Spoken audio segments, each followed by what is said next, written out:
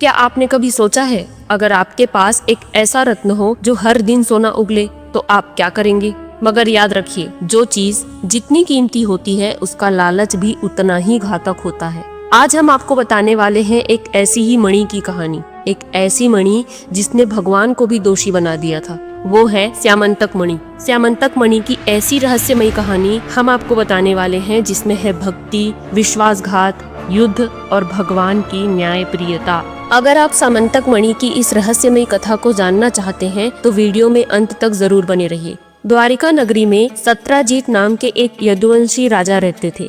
भगवान सूर्य के परम भक्त, हर समय सूर्य देव की आराधना किया करते थे।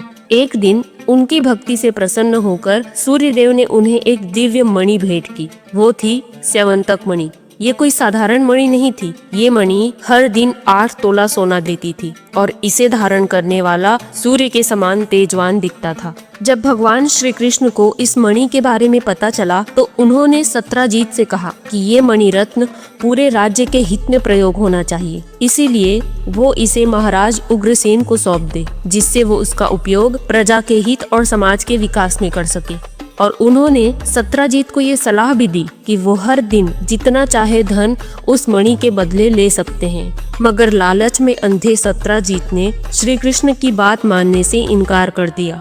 राजा सत्राजीत ने वो मणि अपने भाई प्रसेनजीत को दे दी। प्रसेनजीत उस मणि को पहनकर जंगल में शिकार करने चला गया।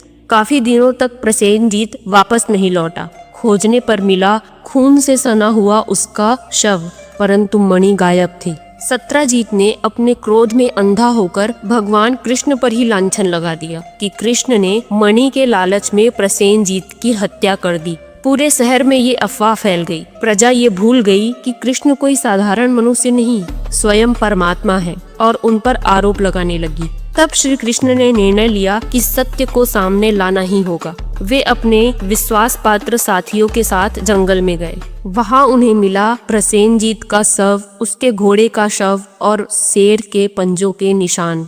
आगे बढ़ने पर उन्हें शेर भी मरा हुआ मिला और उसके पास नए पद चिन्ह थे, किसी भालू जैसे प्राणी के।